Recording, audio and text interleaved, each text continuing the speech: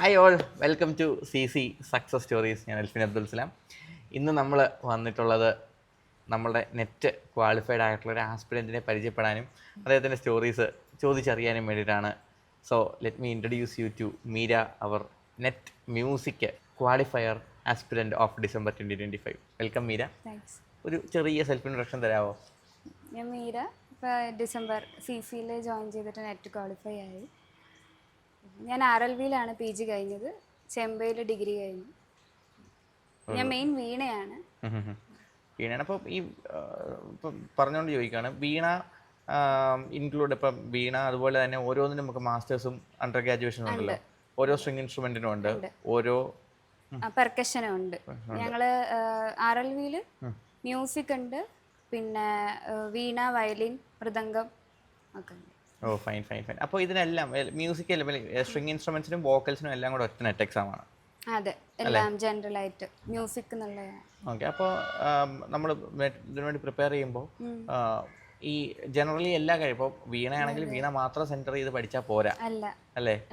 എന്തായിരുന്നു അപ്പോൾ second paper പഠിക്കുമ്പോൾ വീണ ഫേസ് ചെയ്ത സ്ട്രഗിള്?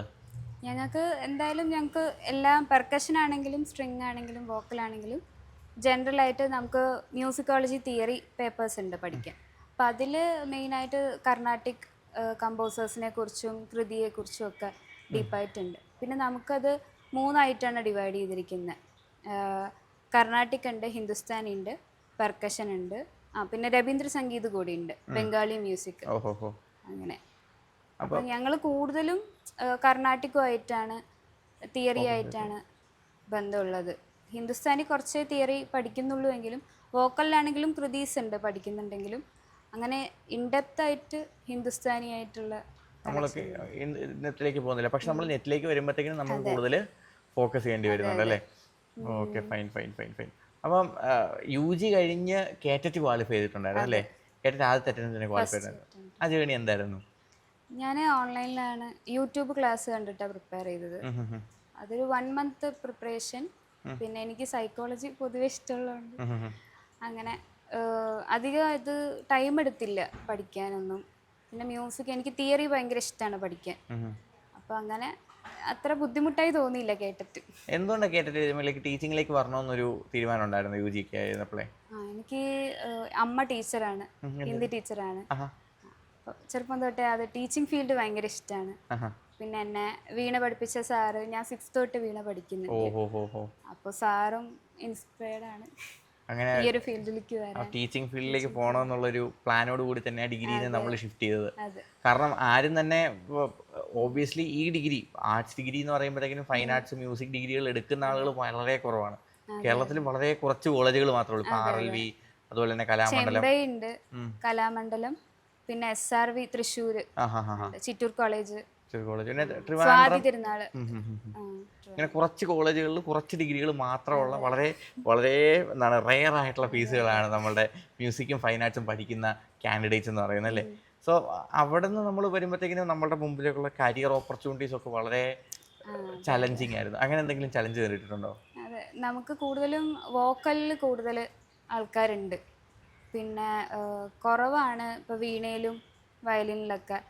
അതുപോലെ തന്നെ ഇപ്പോൾ ജോബ് ഓപ്പർച്യൂണിറ്റീസ് ആണെങ്കിലും സ്ട്രിങ്ങിലേക്ക് വരുമ്പോൾ വീണയുടെ കേസ് എടുക്കുകയാണെങ്കിൽ കുറച്ചും കൂടെ എക്സ്പെൻസീവ് ആണ് സ്റ്റുഡൻസിന്. ഇപ്പോൾ വാങ്ങുകയാണെങ്കിൽ ഇൻസ്ട്രുമെൻറ്റ് പർച്ചേസ് ചെയ്യുകയാണെങ്കിലും ഒക്കെ അപ്പോൾ അവർ ഏറ്റവും കൂടുതൽ വയലിനൊക്കെ ചൂസ് ചെയ്യാൻ നോക്കും.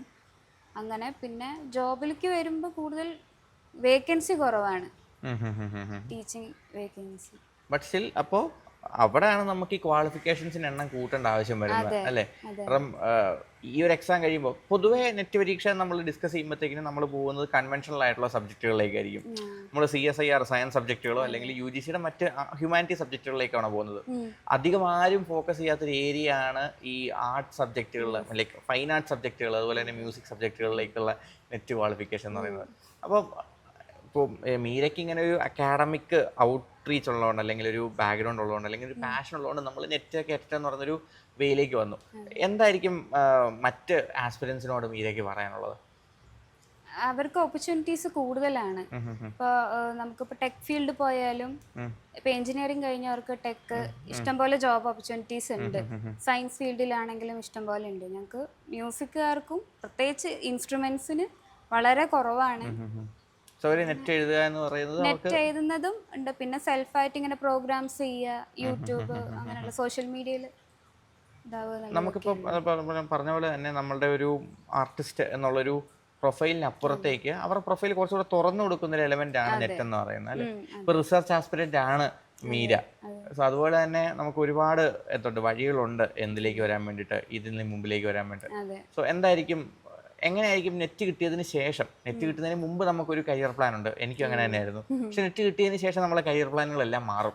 നമ്മൾ ഇന്ത്യയിലെ ടോപ്പ് 1% ഓഫ് അവർ മാസ്റ്റർ സബ്ജക്റ്റിലേക്ക് നമ്മൾ മാറും, അല്ലെങ്കിൽ ടോപ്പ് 6% നമ്മൾ മാറും. അപ്പോൾ അവിടെ എന്ത് മാറ്റമാണ് മീരയ്ക്ക് ഫീൽ ചെയ്തത്? ഞാനിപ്പോൾ എൻ്റെ എയിം എനിക്ക് PhD ചെയ്യണം, റിസർച്ച് സ്കോളർ ആവണം ഉള്ളതാണ്. പിന്നെ അതിനുശേഷം ടീച്ചിങ് തന്നെയാണ് ഞാൻ ഫോക്കസ് ചെയ്യുന്നത്. ഡിപ്പെൻസ് ഓരോരുത്തർ. അപ്പോൾ അതിനെ കൂടുതൽ എനേബിൾ ചെയ്യുന്ന ഓരോരോ ക്വാളിഫിക്കേഷൻസ് നമ്മൾ തന്നെ അൺലോക്ക് ചെയ്തുകൊണ്ടിരിക്കുകയാണ്. ഇപ്പോൾ കറന്റ് നമുക്ക് ടൈറ്റിലായി അല്ലേ, അസിസ്റ്റന്റ് പ്രൊഫസർ മീരയാണ് അല്ലേ ജോലി. നമുക്കിപ്പോൾ എൻറോൾഡ് ആയില്ലെങ്കിൽ പോലും we have become assistant professors. നമ്മൾ അത്രയും എഡ്യൂക്കേറ്റഡ് ആണ്, നമുക്കിത് മറ്റുള്ള പഠിപ്പിക്കാൻ ഉള്ളൊരു ക്വാളിഫിക്കേഷൻ. ഇത് ഏറ്റവും വലിയ പ്രശ്നം എന്ന് പറഞ്ഞു കഴിഞ്ഞാൽ ഇപ്പോൾ കേരളത്തിലെ ആയിക്കോട്ടെ മിക്ക മ്യൂസിക് കോളേജുകളും UGC റെഗുലേഷൻസ് ഫോളോ ചെയ്തല്ല നടക്കുന്നത് അല്ലേ. അപ്പോൾ അവിടെ UGC നെറ്റ് ഇല്ലാത്തവർക്ക് വരെ എന്ത് ചെയ്യാം, അസിസ്റ്റന്റ് പ്രൊഫസേഴ്സ് ആവാം. അപ്പോൾ അവിടെ നമുക്ക് നെറ്റ് കിട്ടുന്നതുകൊണ്ട് ഒരു അപ്പർ ഹാൻഡ് തന്നെയാണ് കിട്ടുന്നത് അല്ലേ. Yes yes yes. അപ്പം നമ്മൾ ഇതിനെപ്പറ്റി പറഞ്ഞു, നമ്മളുടെ ഫ്യൂച്ചറിനെ പറ്റി പറഞ്ഞു. പക്ഷേ മീരയുടെ ജേണി, മീരയുടെ നെറ്റ് ജേണി എങ്ങനെയായിരുന്നു? ഞാൻ അധികം പക്ക plan പ്രകാരമൊന്നും പഠിച്ചതല്ല.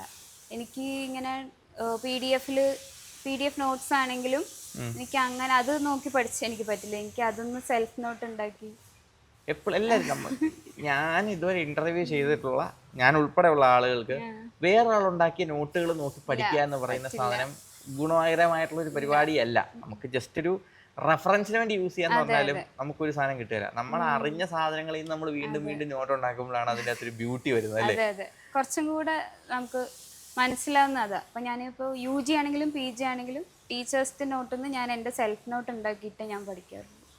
Okay, fine fine fine fine. അപ്പോൾ ഈ സ്റ്റഡി പ്ലാൻ ഉണ്ടല്ലോ, എന്തായിരുന്നു നെറ്റിൻ്റെ സ്റ്റഡി പ്ലാൻ എന്ന് പറയുക? അങ്ങനെ ഒരു സംഭവം ഉണ്ടായിരുന്നോ?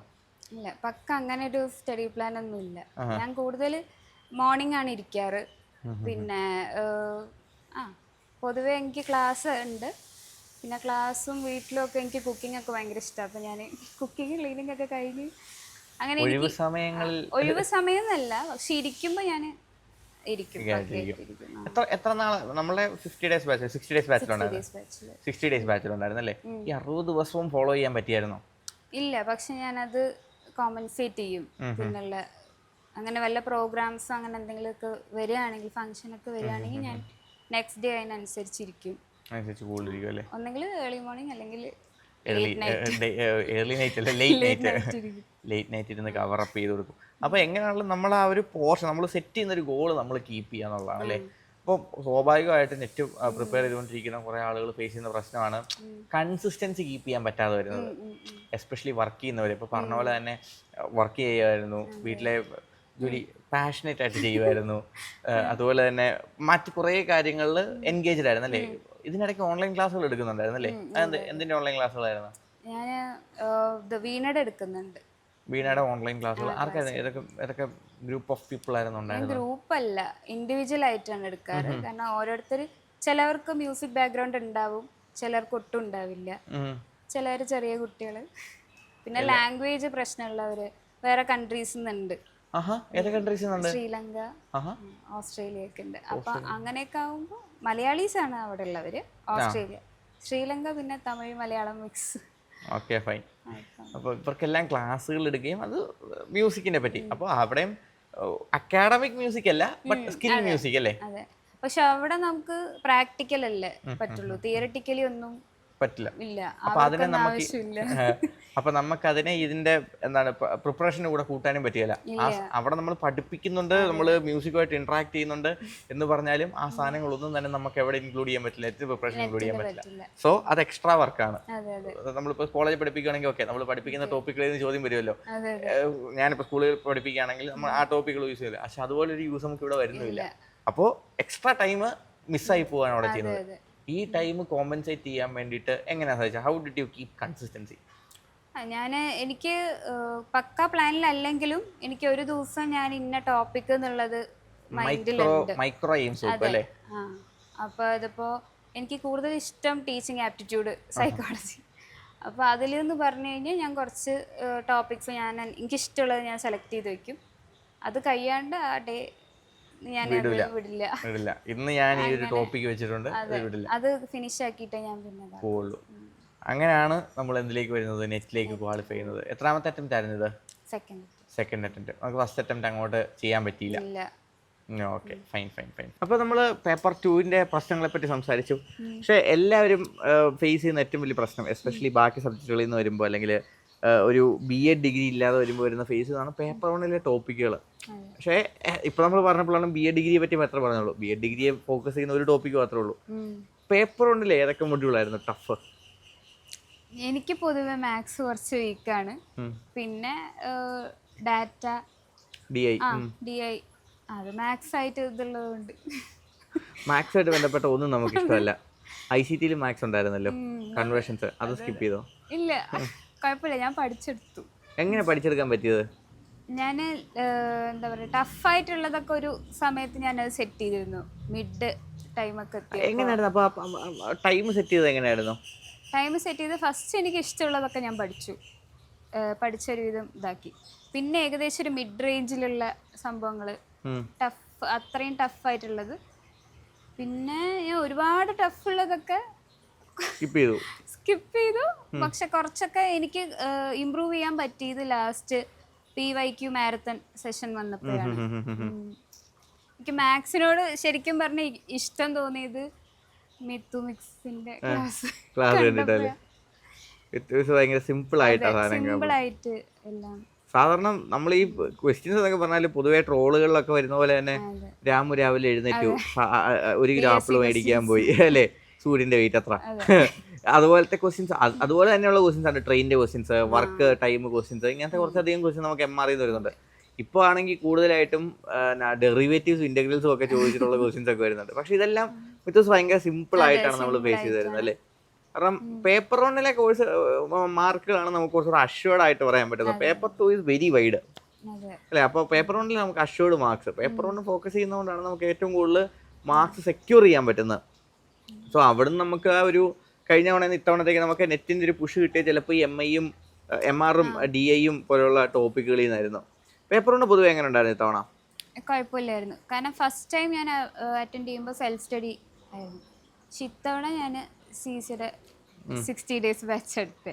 എങ്ങനെ ഉണ്ടായിരുന്നു നമ്മുടെ ഒരു സെൽഫ് സ്റ്റഡിയിൽ നിന്നൊരു ഗൈഡഡ് സ്റ്റഡിയിലേക്ക് വന്നപ്പോൾ ഒരു ഡിഫറൻസ്? നല്ല വ്യത്യാസമുണ്ട്. കാരണം അപ്പോൾ എനിക്ക് ഇങ്ങനെ ഞാൻ മാത്സ് ഇങ്ങനെ ടഫല്ലേ എന്ന് പറഞ്ഞു, അതുപോലെ തന്നെ ICT ഒക്കെ ഞാൻ ടഫല്ലേ പറ്റില്ല, അത് മ്യൂസിക്കായിട്ട് ഒന്നും ഇല്ലല്ലോ ബന്ധം.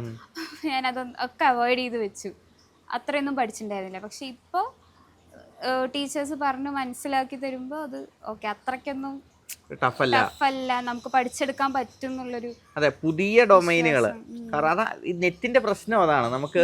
നമ്മളിപ്പോൾ ശരിയാണ്, ചില നമ്മളുടെ പേപ്പറിൽ നമ്മൾ അഗ്രഗണ്യമായിരിക്കും, പക്ഷെ നമുക്ക് JRFലേക്ക് എത്താൻ വേണ്ടി നമുക്ക് ഈ സാധനങ്ങളെല്ലാം വേണം. ടീച്ചിങ് ആപ്റ്റിറ്റ്യൂഡ് വേണം, മാത്തമാറ്റിക്കൽ റീസണിങ് വേണം, ഹയർ എഡ്യൂക്കേഷൻ സിസ്റ്റം വേണം, PDE വേണം, ലാംഗ്വേജ് വേണം, കമ്മ്യൂണിക്കേഷൻ വേണം. ലാംഗ്വേജ് എന്നൊക്കെ പറയുന്ന സാധനം നമ്മൾ ചിലപ്പോൾ തള്ളിക്കളയുന്ന സാധനമാണ് ഈ പാസേജ് എന്ന് പറയുന്ന സംഭവം, അല്ലെങ്കിൽ കോംപ്രിഹെൻഷൻ എന്ന് പറയുന്ന സംഭവം. പക്ഷെ കോംപ്രിഹെൻഷൻ നെറ്റിന്റെ മെത്തേഡിൽ ട്രൈ ചെയ്യുമ്പോൾ, കാരണം ഒന്നാമത്തെ കാര്യം ഈ സ്ക്രീൻ വളരെ ചെറുതല്ലേ, കോംപ്രിഹെൻഷൻ അത് വായിച്ചു പോകുമ്പോൾ നമുക്ക് പെട്ടെന്ന് അതിന്റെ ട്രിക്ക് അറിയാമെങ്കിൽ മാത്രമേ നമുക്ക് ടൈം മാനേജ്മെന്റ് സെറ്റ് ചെയ്യാനായിട്ട് പറ്റുള്ളൂ. ഞാൻ സെൽഫായിട്ട് പ്രിപ്പയർ ചെയ്യുമ്പോൾ ഈ അസേർഷൻ റീസൺ ടൈപ്പ് ക്വസ്റ്റ്യൻ വരുമ്പോ ഒക്കെ എനിക്ക് പേടിയായിട്ട് ഞാൻ വിടുമായിരുന്നു, നോക്കലില്ലായിരുന്നു. പക്ഷെ ഇപ്പൊ അഖിൽ സാറ് ഇങ്ങനെ ടിപ്പൊക്കെ പറഞ്ഞു തന്നപ്പോ ഓക്കെ അത് പറ്റും, ഭയങ്കര ഇഷ്ടമായി. ലോജിക്കൽ റീസണിങ് ആണെങ്കിലും എല്ലാ കാര്യത്തിലും നമുക്ക് reasoning type questions application type questions ആണ് ഇപ്പോൾ ഏറ്റവും കൂടുതൽ വരുന്നത്. നമുക്ക് മെമ്മറി ബേസ്ഡ് ആയിട്ട് ചില വെറുതെ നമ്മളിങ്ങനെ പഠിച്ചു വെച്ചു എന്ന് പറഞ്ഞിട്ടൊന്നും ഒരു കാര്യമില്ല. നമുക്ക് അപ്ലൈ ചെയ്യാനുള്ള ഒരു കോർ നോളജ് ബിൽഡ് ചെയ്യുക എന്നുള്ളതാണ് ഏറ്റവും വലിയ കാര്യം. അപ്പോൾ കഴിഞ്ഞ തവണ നമ്മൾ പ്രിപ്പയർ ചെയ്തതിൽ നിന്നും ഇപ്പോൾ നമ്മൾ ഡിസംബറിൽ പ്രിപ്പയർ ചെയ്തല്ലോ, അതിന് മുമ്പുള്ളതെല്ലാം നമ്മൾ മാറ്റി കളഞ്ഞു. അപ്പോൾ ഈ ഡിസംബറിലുള്ള പ്രിപ്പറേഷനിൽ നിന്നും എന്ത് മാറ്റങ്ങളായിരിക്കും മീര വരുത്താൻ ഉദ്ദേശിക്കുന്നത് for June JRF? June JRF എനിക്ക് തോന്നുന്നു ഞാനിപ്പോൾ കുറച്ചും കൂടി എനിക്കിപ്പോൾ ഒരു പാറ്റേൺ മനസ്സിലായി. നെറ്റിൻ്റെ എവിടെയൊക്കെയാണ് എൻ്റെ വീക്ക് പോയിന്റ്സ് എന്ന് എനിക്ക് പിടികിട്ടി. അപ്പോൾ പിന്നെ കുറച്ചും കൂടെ ഏതൊക്കെയാണ് വീക്ക് പോയിന്റ്സ്? മാത്സ് തന്നെയാണ്. മാത്സിൽ തന്നെ കുറച്ചും കൂടെ ഞാൻ ക്ലാസ് കുറവായിരുന്നു ലാസ്റ്റ് അല്ലേ കണ്ടിട്ടുണ്ട്. ഇപ്പൊ ഞാൻ എന്തായാലും ഫസ്റ്റ് തൊട്ട് പ്രിപ്പറേഷൻ എപ്പോ തൊട്ട് ആരംഭിക്കണമെന്നാണ് തോന്നുന്നത്. അതെ, നെറ്റ് കഴിഞ്ഞ് ഇപ്പൊ ഒരു ഗ്യാപ്പ് ആണല്ലോ അല്ലേ. നമ്മളെപ്പോഴും കുട്ടികളോട് പറയുന്ന ഒരു കാര്യമാണ്, നമ്മൾ ഒരിക്കലും നെറ്റ് പരീക്ഷ കഴിഞ്ഞു ഇനി റിസൾട്ടിന് വേണ്ടി വന്നിട്ട് പഠിക്കാം, റിസൾട്ട് വരുമ്പോ കിട്ടുകയില്ലയോ ഇതൊക്കെ നോക്കേണ്ട ഒരാവശ്യമില്ല അല്ലേ. നമുക്ക് പഠിച്ചുകൊണ്ടിരിക്കുവാണെങ്കിലൊക്കെ നെറ്റ് കിട്ടിയാൽ നമ്മൾ JRFനേക്കുള്ള ട്രയലിന് നമ്മളൊരു 3 മാസം, കാരണം ഇപ്പൊ ഡിസംബറിൽ അവസാനം ജനുവരി 7-ാം തീയതി പരീക്ഷ കഴിഞ്ഞു, റിസൾട്ട് വന്നത് എത്രയാ, ഫെബ്രുവരി 4-ാം തീയതി. ഒരു മാസം പോയി അല്ലേ. അറൗണ്ട് ഒരു ഫെബ്രുവരി 4 എന്ന് പറയുമ്പോഴത്തേന് ഏകദേശം ഒരു മാസം 30 ദിവസം നമ്മളുടെ നിന്ന് മിസ്സായി. കാരണം മൊത്തം നമുക്ക് എങ്ങനെ 180 ദിവസമേ കിട്ടത്തുള്ളൂ അല്ലേ, 3-6-18 180 ദിവസം കിട്ടുള്ളൂ. അതിൽ 30 ദിവസം എന്ന് പറയുമ്പോൾ ഏറ്റവും കോറായിട്ടുള്ള പീരീഡാണ്. നമ്മളാണെങ്കിൽ ഇപ്പോഴത്തെ നമ്മളുടെ ഏറ്റവും പുതിയ സ്ട്രാറ്റജി എന്ന് പറയുന്നത് ഈ ഡീപ്പ് ലേണിംഗ് മെത്തേഡാണ്. നമ്മൾ റെക്കോർഡഡ് ക്ലാസ്സുകളിൽ നിന്ന് നമ്മൾ ആദ്യം സബ്ജക്റ്റിനെ ബേസിക് ആയിട്ട് അണ്ടർസ്റ്റാൻഡ് ചെയ്തതിന് ശേഷം അതിന് മുകളിലേക്കാണ് നമ്മൾ PYQs അപ്ലൈ ചെയ്യുന്നത്. കാരണം അങ്ങനെയല്ലേ നമുക്ക് യൂസ്ലെസ് ആണ് അല്ലേ. നമ്മൾ ജസ്റ്റ് PYQs മാത്രം ആദ്യം തൊട്ട് നമ്മൾ ഇരുന്ന് പഠിച്ചു കഴിഞ്ഞാൽ നമ്മൾ അവിടെ അങ്ങ് സ്റ്റക്കായി പോകും. പക്ഷേ നമുക്ക് ഒരു ബേസ് ഉണ്ടാക്കിയിട്ട് നമ്മൾ PYQs കാണുമ്പോൾ PYQസിൻ്റെ അപ്പുറത്തേക്ക് നമുക്ക് എന്ത് പഠിക്കണം, അതായത് നമ്മൾ PYQസിൽ നിന്ന് ബേസിക് മാത്രം പഠിച്ചുകൊണ്ടിരിക്കും. ആ ബേസിക്കിൽ നമ്മൾ പുഷ് ചെയ്ത് നമ്മൾ അഡ്വാൻസ്ഡേക്ക് കൊണ്ടുപോകാനുള്ള ഒരു ടൂളാണ് PYQs. അപ്പോൾ ഈ സാധനം നമുക്ക് സ്ട്രാറ്റജിക്കലി പ്ലേസ് ചെയ്യണമെങ്കിൽ നമുക്ക് എത്ര ദിവസം വേണം, 180 ദിവസം തന്നെ വേണം. സോ ഇനി പ്രിപ്പയർ ചെയ്തുകൊണ്ടിരിക്കുന്നവരാണെങ്കിൽ പോലും നിങ്ങൾ ചെയ്യേണ്ട ഏറ്റവും ഇമ്പോർട്ടൻ്റ് ആയിട്ടുള്ള കാര്യം എന്ന് പറഞ്ഞു കഴിഞ്ഞാൽ ഏറ്റവും നേരത്തെ തന്നെ പഠിച്ചു തുടങ്ങുക. ഇനി നോട്ടിഫിക്കേഷൻ വന്നിട്ട് പഠിച്ചു തുടങ്ങാൻ വേണ്ടിയിരിക്കുന്ന ആളുകൾ കാണും. മീര അങ്ങനെ ഇരിക്കുമായിരുന്നോ? അല്ല, ഞാൻ പേപ്പർ 2 ആണ് ഇപ്പോൾ പ്രിപ്പയർ ചെയ്യുന്നത്. പേപ്പർ 1 തുടങ്ങിയിട്ടില്ല. പേപ്പർ 1 തുടങ്ങിയിട്ടില്ല. വട്ടവർ നമ്മൾ പ്രിപ്പയർ ചെയ്യാം. പേപ്പർ 1 അതേ ഫോക്കസ് തന്നെ അത്യാവശ്യമാണ്. കാരണം ഇപ്പോൾ പേപ്പർ 1 നമുക്ക് ഏകദേശം എത്ര മാർക്ക് സ്കോർ ചെയ്തിട്ടുണ്ടായിരിക്കും ഇത്തവണ? എനിക്ക് 10 മാർക്കിനാണ് പോയത്. 10 മാർക്കാണ് JRF പോയത് അല്ലേ. 10 മാർക്ക് എന്ന് പറഞ്ഞാൽ 5 ക്വസ്റ്റ്യനാണ്. 5 ക്വസ്റ്റ്യൻ എന്ന് പറയുമ്പോഴത്തേക്കിനും ഓരോ മൊഡ്യൂൾ, അതായത് 5 മൊഡ്യൂളിൽ നിന്ന് ഓരോ ക്വസ്റ്റ്യൻസ് ഇത് എക്സ്ട്രാ അറ്റൻഡ് ചെയ്തിരുന്നെങ്കിൽ നമുക്ക് കിട്ടിയേനെ. ഹയർ എഡ്യൂക്കേഷൻ സിസ്റ്റം PDE ഇവിടെ നമ്മൾ പറയുമല്ലോ, നെറ്റിന്റെ പാറ്റേൺ എന്ന് പറയുന്നത് is divided into 3, 50 30 20. 50 confusing questions, 30 easy questions, 20 dare you questions. അതിൽ ഈ 50 ക്വസ്റ്റ്യൻസിനെ നമ്മൾ ഏറ്റവും കൂടുതൽ എങ്ങനെ മോൾഡ് ചെയ്യുന്നു, ഈ 50 ക്വസ്റ്റ്യൻസിനെ നമ്മൾ എങ്ങനെ ഷേപ്പ് ചെയ്തെടുക്കുന്നു, നമ്മൾ എത്രത്തോളം അടുപ്പിക്കുന്നു, അതനുസരിച്ച് നമുക്ക് ബെറ്റർ ആയിട്ടുള്ള റിസൾട്ടുകൾ കിട്ടും. So preparation for paper 1 is very important when we are aiming for JRF. നെറ്റിന് വേണ്ടി മാത്രമാണ് നോക്കുന്നതെങ്കിൽ ഒരു മീഡിയോക്കർ സ്റ്റഡിയൊക്കെ കൊണ്ട് നമുക്ക് അത്യാവശ്യം സബ്ജക്ട് നോളജ് ഉള്ള ഒരാൾക്ക് സുഖമായിട്ട് നെറ്റിന് എടുക്കുക. പക്ഷേ JRFലേക്ക് പുഷ് ചെയ്യാൻ ഒരു average, above average, perfect, even if you are perfect in your subject, നമുക്ക് പേപ്പർ 1 അത്രത്തോളം ഇമ്പോർട്ടൻ്റ് ആണ്. സോ ആ പ്രിപ്പറേഷൻ നമ്മൾ കൃത്യമായിട്ട് നേരത്തെ തുടങ്ങണമെന്ന് തന്നെയാണ് മീര പറയുന്നത് അല്ലേ. സോ നമ്മൾ പ്രിപ്പറേഷൻ്റെ കാര്യങ്ങളൊക്കെ പറഞ്ഞു. അപ്പോൾ നമ്മൾ അടുത്ത ഘട്ടത്തിലേക്കാണ് നമ്മൾ പോകുന്നത്. കഴിഞ്ഞത് നമ്മൾ കഴിഞ്ഞു, അത് നമ്മൾ ഇറ്റ് വാസ് ലേണിംഗ് ഫേസ് അല്ലേ. എപ്പോഴും പറയാം, നമ്മൾ ഒരു പരീക്ഷ എഴുതുന്നത് അത് എക്സ്പീരിയൻസ് ആണ് അത് ബെസ്റ്റ് ടീച്ചർ എന്നുള്ള പറയുന്നതിനോട് 100% യോജിക്കുന്ന സംഭവമാണ് നെറ്റ് എന്ന് പറയുന്നത്. കാരണം നെറ്റ് പരീക്ഷ എഴുതുന്നതാണ് അതിൻ്റെ അകത്ത് ഏറ്റവും വലിയൊരു ലേണിംഗ് കേവ് എന്ന് പറയുന്നത്. കാരണം നമ്മൾ വെറുതെ കുറേ പഠിച്ചുകൊണ്ടിരുന്നാലും നമ്മൾ അപ്ലൈ ചെയ്യുമ്പോഴാണ് നമുക്ക് എവിടെല്ലാം പാളിച്ച് വരുന്നത് എന്നുള്ളത് നമുക്ക് കൃത്യമായിട്ട് പഠിക്കാനായിട്ട് പറ്റുള്ളൂ. സോ ആ ലേണിംഗ് കേവ് നമ്മൾ എക്സ്പീരിയൻസ് ചെയ്ത് തന്നെ അറിയണം. സോ എന്താണ് ഈ ഒരു എക്സാം എഴുതി കഴിഞ്ഞ് നമ്മൾ അടുത്ത പ്രിപ്പറേഷനിലേക്ക് പോകുമ്പോൾ എല്ലാവരും ഫേസ് ചെയ്യുന്ന ഒരു പ്രശ്നമാണ് ബേൺ ഔട്ട് എന്ന് പറയുന്നത്. ഈ ബേൺ ഔട്ടിനെ നമ്മൾ എങ്ങനെ ഒഴിവാക്കും? കൂടുതൽ നമ്മളിപ്പോൾ ഒരു ഐഡിയ കിട്ടിയല്ലോ എങ്ങനെയാണ് എന്നുള്ളത്, അപ്പോൾ കുറച്ചും കൂടി ഇമ്പ്രൂവ് ചെയ്യുക. നമ്മൾ പറഞ്ഞത് പ്രിപ്പയർ ചെയ്തുകൊണ്ടിരിക്കുമ്പോൾ കുറച്ച് കഴിയുമ്പോഴത്തേക്കും ആളുകൾ മടുക്കും, ബേൺ ഔട്ടിലേക്ക് എത്തും. നമുക്ക് പഠിക്കാനുള്ള തുടക്കത്തിലുള്ള ഒരു മോട്ടിവേഷൻ അങ്ങ് പോകും. ഈ ബേൺ ഔട്ട് നമ്മൾ എങ്ങനെ ഡിസിപ്ലിൻഡ് ആയിട്ട്, ഇപ്പോൾ പറഞ്ഞ പോലെ തന്നെ നമ്മൾ കുറച്ച് സാധനങ്ങൾ മിസ്സായി പോയെങ്കിൽ പോലും നമ്മൾ കൺസിസ്റ്റൻ്റ് ആയിട്ട് പഠിച്ചു വന്ന ഒരാളാണ് മീര. സോ ആ ബേൺ ഔട്ടിനെ നമ്മൾ എങ്ങനെയാണ് ഒന്ന് ഫോക്കസ് ചെയ്യുന്നത്?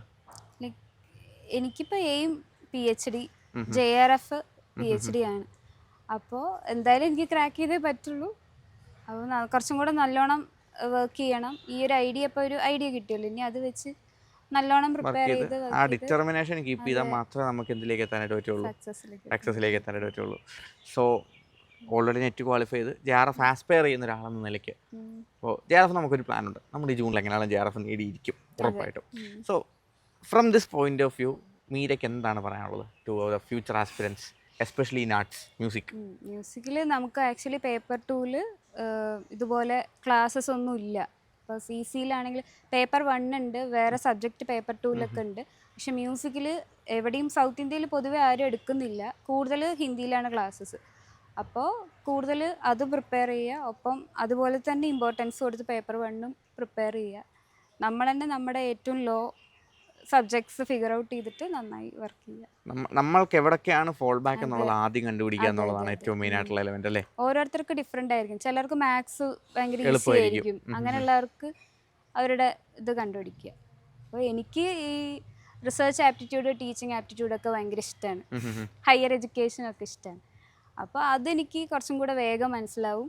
സമയം വേണ്ടത് എനിക്ക് മാത്സ്, DI ഒക്കെയാണ്. അപ്പോൾ അവിടേക്ക് കൂടുതൽ ഫോക്കസ് ചെയ്യുക. നമ്മളുടെ ഫോൾ ബാക്സ് എവിടെയാണെന്നുള്ളത് കൃത്യമായിട്ട് മനസ്സിലാക്കുക.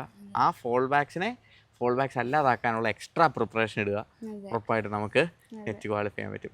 So we had a wonderful session with Meera. Meera is on her journey to JRF and wish ഒന്നുമല്ല, she will surely get JRF in June 2026. കാരണം she found out what was wrong and she acted on it. So all the very best Meera. Thank you for joining with us.